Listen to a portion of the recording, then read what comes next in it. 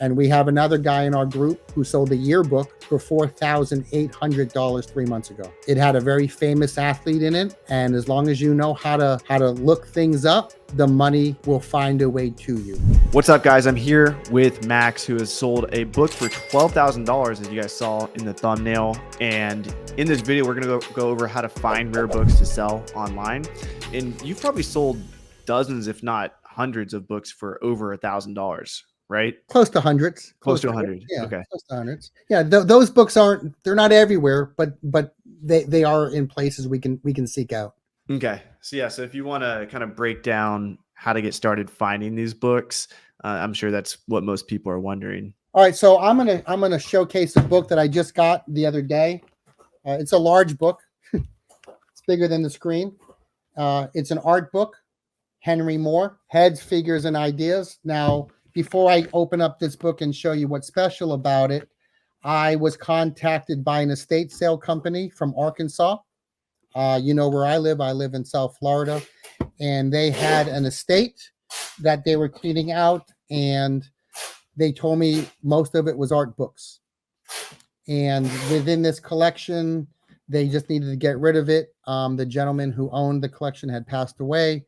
And it was time to sell the house and move on. And so I did a FaceTime video with the people who were in the estate sale company. They showed me about 5 minutes worth of books. And at that point in time, I made a deal just on the FaceTime call. I made a deal.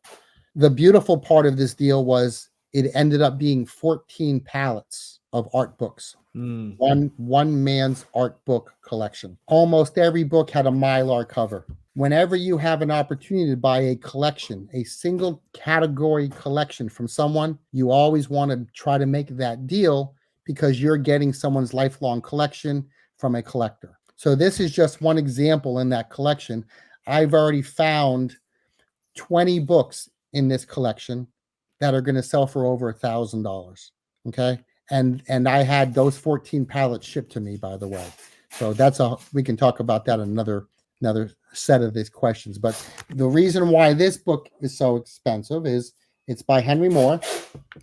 And there are two types of this book. And the version I got was signed by Henry Moore in the corner, hand signature on this lithograph. So there's a copy of this book that does not have the signature. And then there are a few copies that have the signature. Mm-hmm. So the last sold price of this book, I believe, was $2,400 at auction, at an auction house. And so that was signed.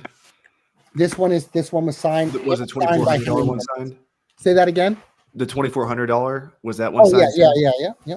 Yeah. The unsigned is going to be a couple $100. Mm-hmm. But because you have a signature on the lithograph right there, that increases the value so much more. Mm-hmm. So I didn't see, when I made the deal with the Arkansas books, I didn't see this book in the collection. Of course, it's 14 pallets. But I knew I wanted to buy the collection of art books. I love selling art books. It's a great niche category. And I've only been through 2 pallets already, and I've already found so many of these very expensive art books in the collection. So you and I will have to do a part 2, 3, and 4, and 5 as I go through this collection every day.